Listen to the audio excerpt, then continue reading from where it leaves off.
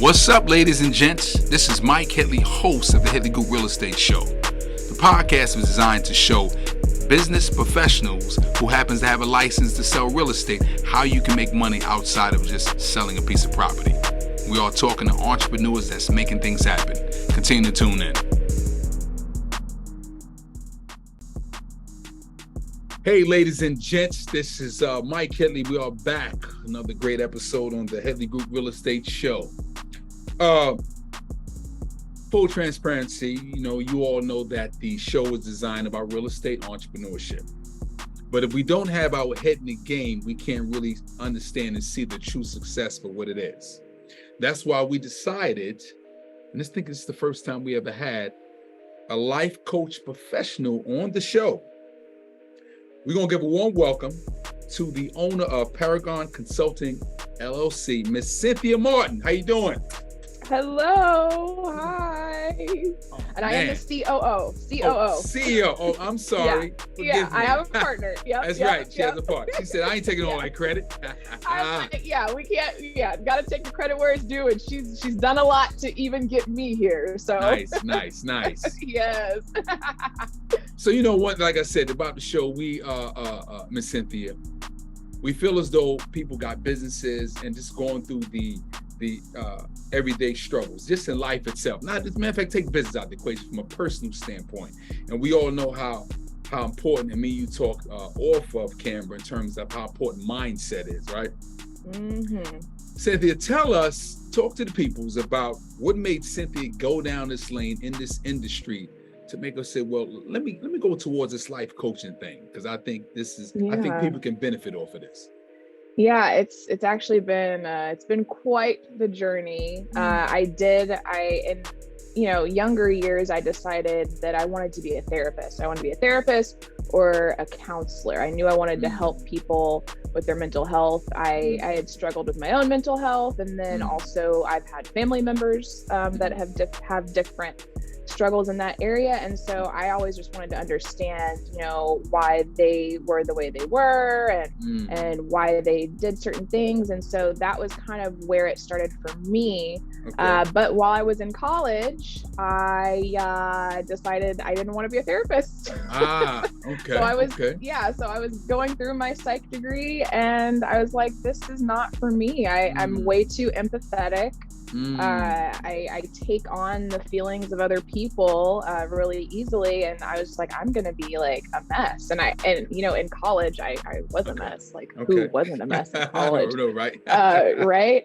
Exactly. And so I completely went just a completely different route with my career, and I pretty much thought my journey in the mental health field had ended there. Okay. And it wasn't until this past year that this opportunity even presented itself. And I mean, do you want to know, do you want to hear the story of kind of like how this even came about? Because it's but here's the thing about this. I think when people always share the pluses and the successes, we really want to peel back the curtain and see exactly what's behind the myth, the legend. So yes, to answer your question, we want to hear about it, so we get a true understanding, true meaning of what you got going on. Yeah, so I was, let's rewind. I was definitely in a place of my life where I was closing a very toxic chapter of my life that needed to end. And I finally closed it after a very long time. And I was feeling like I had no idea who I was anymore. I didn't know what I was supposed to be doing. I felt very empty and worthless, and to give you a backstory, I do struggle with depression. It's something that now I manage very well, but in the past I did not manage very well. Appreciate your vulnerability. Yeah, of course. I think it's important to talk about things like this, because there's a lot of us out there. I know I'm not alone. Exactly. So I was in this environment that my depression was really thriving in. And that's not something that you want. And so I finally made the decision that this is over, this is done. I need to move forward. And that it was about then, like in like the depths of my lowest low, that I had my like come to Jesus moment. And never in my life had I ever really, like, I grew up in the church. So it was like something I had to go with my parents, and I was there like Sundays, Wednesdays, church camp, like all the things. But it wasn't like by choice. It was just because that was what we did. And as I got older, I think it was like my teenage years, I just wasn't interested anymore. Didn't have great experiences in the church. I'm grateful for the church now, but back then I was more focused on the negatives, you know, gossiping, the clickiness. I felt like I didn't belong there. I felt like I was being judged all the time. So I didn't like that environment. I stopped going. And then into my adulthood, I just didn't see it as a real priority. I didn't feel like to be a Christian, you had to actually go to church. And so I was like, I can just like walk this walk alone. It's fine. But I have my come to Jesus moment. I guess this was last year. Yeah, last year. And I'm reading the Bible for the first time by choice, like because I actually want to learn. And I'm starting to read about the importance of fellowshipping and you know, surrounding yourself with other believers. And I'm like, okay, well, if the Bible is saying this is important, then it's important. So then at that point, I was like, you know what, I do need to get back into a church. In that particular phase of my life, I was working Sundays, so I couldn't go like on Sundays. So I was like, well, at least let me like shop around online, watch some churches online, this and that. And I was like, but then I was like, you know what, it would be really cool if I could find like a Bible study group or something, because I was like reading the Bible and it's really complex. It's a very complex book. It's not the easiest to understand. Also, there's so many different ways it can be like interpreted too. Yeah. And so I was just trying to do all that by myself. And so then I started praying. I was like, you know, God, if you could put people in my life that are maybe going through similar things or on a similar journey as me, and who also, you know, want to learn more about you, like, please put these people in my life. And like, I don't even think I was praying that for a whole entire week before I'm like on Instagram, and this girl that I don't really know her very well, but we've worked together in the past. We have each other on social media. We're like acquaintances. And she posts on her story, she's like, does anybody have a Bible study group that they you know, belong to or whatever? And so I responded. I was like, I don't, but I'm looking for one, so like, let me know if you find something. She's like, okay, bet. And literally, like, I don't even know if it was the next day or it was really soon after that, she messages me and she's like, hey, I'm starting a Bible study group at my house. I'm like, oh, okay. And so I was like, okay, cool. And she's like, yeah, we're gonna meet on Thursdays at 7, She sent me the address. I'm like, okay. It was like 45 minutes away from where I live. Oh wow. Okay. But I was like, yeah. But I was like, all right, well, I mean, I prayed for this, here it is, okay. And then you know, the doubt started creeping in, because here I am, you know, on my path, you know, doing the things that I'm setting out to do. And I started thinking to myself, well, what if like I don't know these people, like what if they're like really judgy, like I don't know what these people are like what if this is terrible, like what if it's like and just all the what ifs, and I was just correct.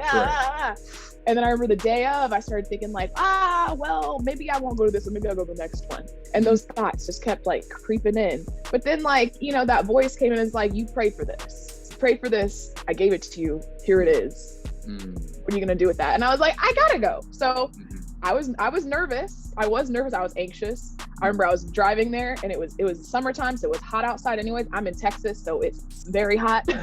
Cooking out. Yeah, cooking. Yeah, so I'm sweating because I'm nervous. I'm sweating because I'm hot. I finally get there, and I'm just like, oh. And I was in this place mentally where I had, for so long, I had neglected my mental health. And for a very long time, you could not see that externally, but it does catch up. It does. And it had gotten to the point where it caught up. So like, I was like physically the most out of shape I had ever been, Mm. which is abnormal for me because I've always been an athlete. So I lacked like that confidence of how my external looked. And then I knew inside I felt so broken as well. And I was trying to heal from the past. So I wasn't going in there feeling very confident either, but I still went. I go, and it ended up being like one of the best decisions I could have made. Are you looking to join a winning team? Join us as a broker and receive high-level training, mentorship, and an awesome commission structure. If you're interested, visit www.theheadleygroup.com or call us at 336-904-6212. We look forward to partnering with you. It was a very accepting environment. There was all sorts of different types of people. It was a lot of people. It was little anxiety, there was that happening, but it was everything I prayed for. And as a result of me going that day, I continued to go. I consistently showed up because earlier that year, when I had this transformation beginning, I had decided that one of the areas I wanted to strengthen myself was spiritually. And so this was in alignment with that intention. So I was able to keep up the consistency because I focused on that intention. And I kept going. Well, the girl that, I told you that we were acquaintances, didn't really know her very well, but she started this group. She is the CEO and founder of Paragon Consulting. So I had never met a life coach. I had no idea what a life coach was. When I graduated college, there wasn't life coaches, that wasn't a thing. You couldn't because I remember Googling jobs that I can get with psychology degree because I didn't want to be a therapist anymore. And that was not on the list. And it very much should have been, but it just wasn't a thing back then. And so as a result of me going and showing up consistently, her and I built a friendship and we became very, very close. And then at a certain point, she's like, I really feel like you would be a really great life coach. And so we talked about it. And then when it came time, when she was ready to start bringing more life coaches on, I went through the whole, interview process, meeting with other coaches, and I paid for the course and I did the whole thing. And that all came from that empty, lost, I have no idea what I'm supposed to be doing with my life. Am I even supposed to be here? It came from that and setting that intention of, what, I am supposed to be here and this is my intention, and then putting yourself in a position where you're around people that you aspire to be like too. I think that's a big part of it. And so now not only am I life coach, but now we're business partners. So now we're doing the Paragon Consulting together and growing this company together, and it's beautiful. And I feel like I finally figured out what my purpose is, and then why I am here. And I feel like I'm actually walking on that path. And it all started with that low point of feeling like there was nothing for me. Well, some Cynthia, like I said, you said so many great things there. I was just actually, while you was talking, I was taking down notes here. So I'm going to pack a lot of that, what you said. One of the main things that you said that really put a spark in me in terms of, I think when you hit that low point, none of us wants to be there, but that's actually where the juices are, right? In terms of, okay, I don't want to be here now. I want to bounce back. I need to grow from this. And it depends on your perspective, how you really look at it, right? I can sit here and wallow, or I can bounce out of this and be the person, the best version I can be. Exactly. She said, I want to make you a CEO of this company. Now, y'all been in the business for about a year now, right? How long you said? About a year, you said? Not even a whole year. Not even a whole year. Yeah. So I'm gonna look at, and we're still gonna tap into the mental health aspect of it. As you're running the business, how important is your mental health and actually dealing with bringing on clients? Like, say, for example, someone may say, well, you're new. I don't think you can help me. or you probably can help me. Just the rejection part of it. And the reason why I say that is because in this industry of sales, we got to deal with that a lot. So my client may say, I don't think you're experienced enough, tall enough, white enough, black enough, whatever it is. I don't want you helping me with the services. How does a person deal with that rejection piece of it? So that's where I'm getting at. And how do you deal with that when taking on new clients, the rejection piece mentally? You know what? Yeah. I mean, I think honestly, knowing who I'm looking for in a client makes a huge difference, and understanding that I don't want everyone as my client. So if someone rejects me, cool. That is for the best. That means that we wouldn't have been a great client coach match anyway. I mean, I have no hard feelings. Like, I wish you the absolute best. And if you feel like we're not a good fit, then good. You saved both of us the trouble of trying to make something that was never supposed to work.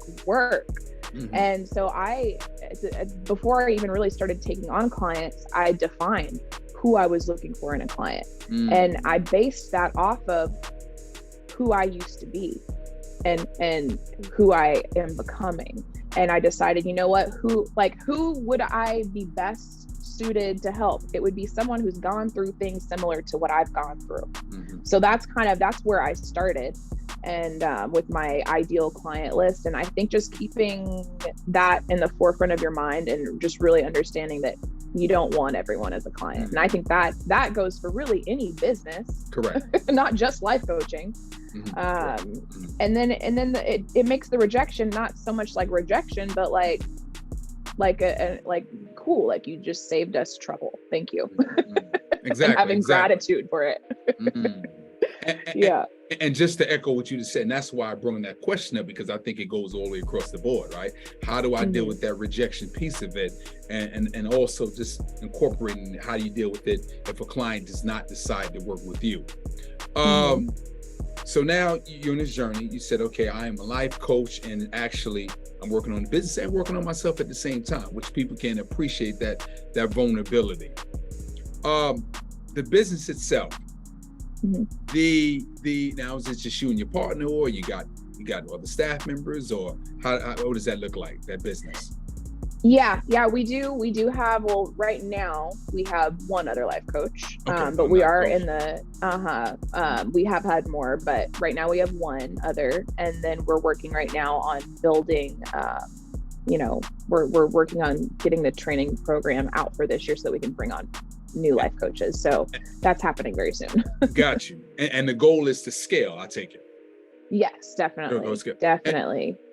And the reason why I bring this up, again, business person, new real estate broker, getting into the field.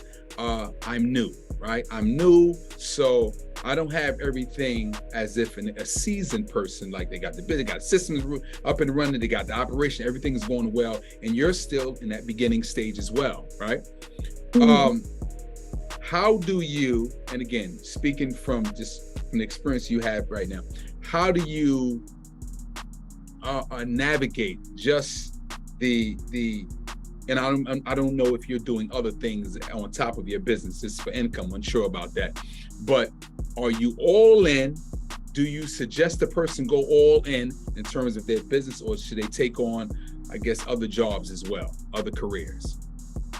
Well, when I started this, I did have a full-time job I was working. Okay. That was something that, like, as you know, as we met when I was working an event. So you know that I do work in the event industry. And so when 2020 happened, there was no live events. So I had to completely shift my entire career, honestly. Had to pivot, like all of us. I had to pivot, exactly. So since I couldn't do events anymore, I just picked up like a very regular, like, work from home job. Like, I wanted something that I could, like, plug in, like clock in, clock out, and then peace out, like, as soon as the world opened back up. So I was like, I'm nothing with commitments. I'm not trying to grow in this company. I'm just trying to get in, get out. Correct. Yeah. So I was working that job while all of this, like, while this opportunity would present itself, while I was going through the whole certification process, all of that. And then when I actually started taking on clients at the beginning of this year, I was still working that full-time job. Okay. So I didn't have any free time, like none. There was no such thing. Like I was literally, I just put my head down and I was doing the work, because I knew that this life coaching thing is where I'm supposed to be. Like I 100% know that in my heart and my soul. I've had so much confirmation that that's what I'm supposed to be doing. So it lit that fire within me to grind harder. So I put everything into building that and getting clients and learning, and so that I can actually, because it's not just about getting clients, it's about being able to serve your clients. Because if you have 10, 15 clients and you're just go, that's not as great as having one client and being like the absolute best for that one client. You know what I mean? So for me, it was just kind of like, I had to get to a point where I could walk away from that job financially. You know what I mean? So I worked really, really hard. I do still like work in events. So like, luckily the world has opened back up. And so now I'm back working events again. So that supplements income there. But I do feel like when you find that thing that is in alignment with where you're supposed to be, like your path, I do feel like you just really gotta dive in. And yes, we have bills, like inflation, like all of this is happening. It's understandable. So it's not like you're just gonna be able to just like quit a job to go do that right away. Like you gotta work for it. You gotta like at least have that drive to say, you know what, I am gonna walk away from this and fully pursue this at a certain point. It might not be right now, but I'm gonna work really, really hard so that I can get to that point.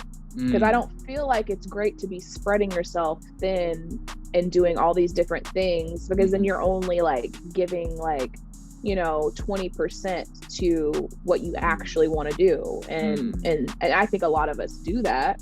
Correct. And that's why we don't actually get anywhere with what we actually want to do. And it's just like a hobby or something, you know? Exactly. Are you looking for a real estate brokerage to help you buy or sell your property? The Headley Group Realty is here to assist you with that process. We also hire brokers to join us and give them the best training and mentorship, leading to a great office atmosphere and an attractive commission structure. Our goal is to show homeownership at the highest professional level and empower the real estate business. If you're interested in buying or selling your property, visit www.theheadleygroup.com or call us at 336-904-6212. I appreciate that so much. You know, I connected with that book with Gary Keller, The One Thing. You know, you focus on the one thing, and then once that one thing gets to a point where you can leverage it to do other things, then you say, okay, I have an option to do that. You see Warren Buffett, he does stocks, Jeff Bezos with the Amazon, but then once that one thing done so well, now they can spread their wings instead of starting off being all over the place, right? Cynthia, we see that you are on social media speaking to the audience, right? So you do speaking engagements, I take it? Yeah, Yes, that's definitely, I do, yeah. So is this something that's part of the whole life coaching experience where you go out and you speak to masses? Let's just talk about that. Yeah. I mean, it is, but it's bigger than that. Bigger than that. Gotcha. Okay. Yeah. For me, I have always, like, since I was little, I have always had this vision of me on a stage, and I can see the lights, and there's an audience. I can barely see them because the lights are bright, but I'm on a stage. And like, so when I was little, I mean, you know, that sounds like a Leo. Yeah, it does. You know. I had to throw that in there. Anyway, but go ahead. But go ahead. When I was young, I thought, you know, oh, okay, that means I'm meant to be a performer. I'm meant to be like, I'm gonna be Beyonce. Like, that's what I was thinking, like, when I was little. Unfortunately, I didn't get blessed with the pipes of Beyonce. But that's fine. As I've gotten older, I realized, you know what? That vision, I think that was just me talking to people, because that's what I'm great at. I love talking. I love talking to people. I love communicating. That's what I do. I literally everything I do is talking. So anyway, I now see that as like, that's something that I don't know. It's like a vision. You have a vision of who you're meant to be. And that's something that's very much in my head. And So I'm just kind of at a point now where any opportunity to do that, I'm like, yes, let's do it. And when I'm up there, like I feel confident. Like I feel there's nerves, yes, but they're more so like of excitement. It's not like I'm up there and I'm like, oh, what am I gonna say? It's like I'm up there and I'm just like, I feel like I'm connecting with the audience, and I feel like I'm sharing something that hopefully they need to hear. At least a few people do. And it's really nice when you're done and then people come talk to you afterwards. You're like, I really loved what you said. Like, I really connected with that. Like, I really resonated. Like, that's like the best feeling ever. And you know, it's just like, you got to share your story. I think all of us have a story to share, and it can be scary, but you just don't realize how many people you can help by sharing that. Wow. And yeah, every phase of your life, there's always going to be something that's worth sharing and that can help people. And I just, I don't shy away from that. I don't think any of us should, and I certainly will never. So, yeah. That is so true there. You just had me thinking about something when you said that. What do you say to people who, because this is mental, and again, this is in any industry, I have to deal with the public. I have to be an effective communicator, but I'm timid. I'm a little shy, right? I'm afraid what people may think about me. How do you talk to them? What would you say to the person? I mean, the first thing, when anybody, because clients bring this up. So anytime a client is talking about what someone else might think, I remind them, you have no control of that. Ever. It doesn't matter what you do. You could be the most perfect person in the world, do everything right. Someone's still not going to like you, and someone's still going to have negative thoughts towards you. And that has nothing to do with you. That has to do with them. And since it's out of your control, let it go. Just worry about what is within your control. So if you are feeling shy and timid, well, maybe watch some YouTubes or read a book that talks about building self-esteem. Maybe do some power posing or something to help build your confidence before you go into like social experiences. But focus on what is it in you that's making you feel this shy, timid way. And if you want to break out of that, work towards becoming more confident. It's all about making that decision that, you know what, this is an area I can improve, and I'm going to improve, instead of just saying, this is who I am, and this is how I am, and this is how I'm always going to be. You got to have that growth mindset rather than having the fixed mindset. And I think a lot of people, they don't realize they're stuck in that fixed mindset of, this is how I am, this is who I am. The world will have to adjust around me because this is just who I am, and I'll never do this because this is who I am. It's silly. It's silly to think like that, because that's like saying you've never grown in your entire life. You've always been the exact same person your entire life. That's silly. You're constantly growing. Since you were little, you've been growing into someone else. So it's a very contradictory way for people to think, but I always bring it back to, you can't control what other people think. You can't control what other people say. And that's never about you. That's about them. That's right. That's right. So don't worry about it. Correct.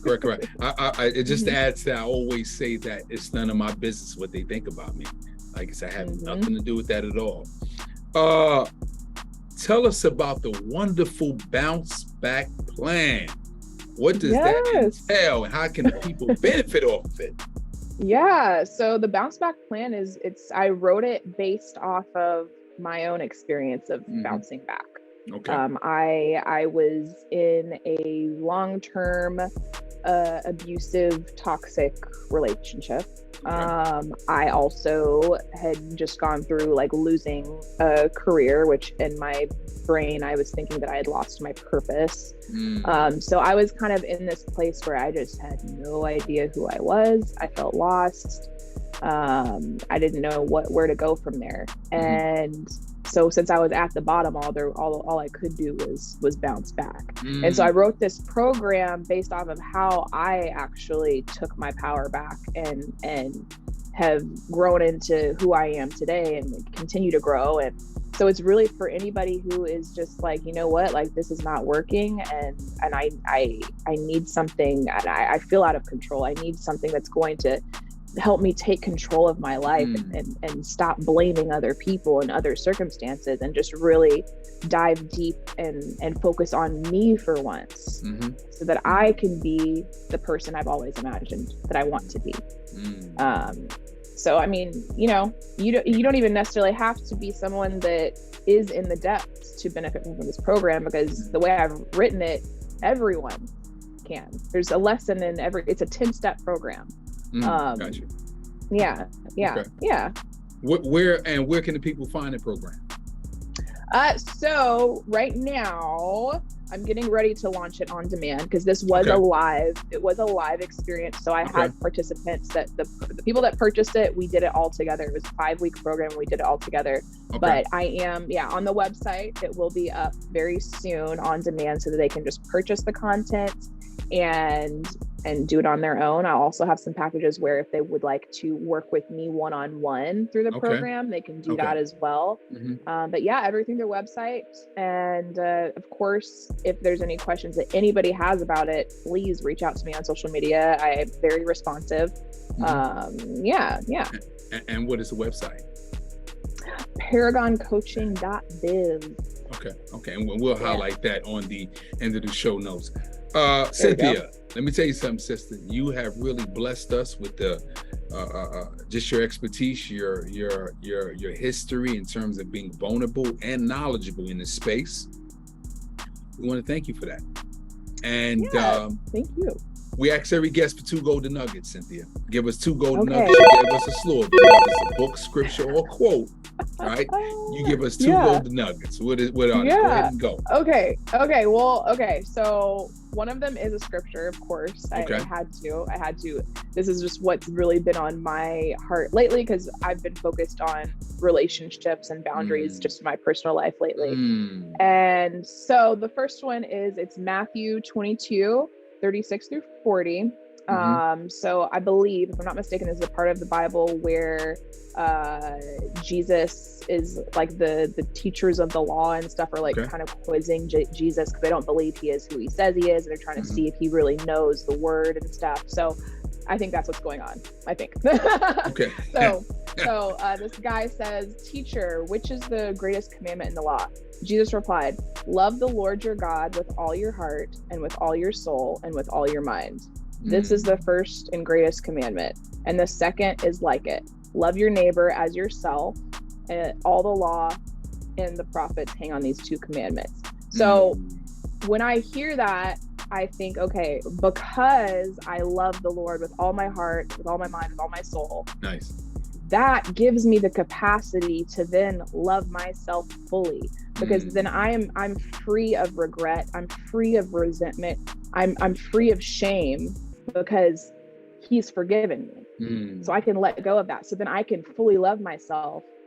And because I can fully love myself, then I can fully love others and give that love in return, because you really can't fully love anybody if you don't love yourself.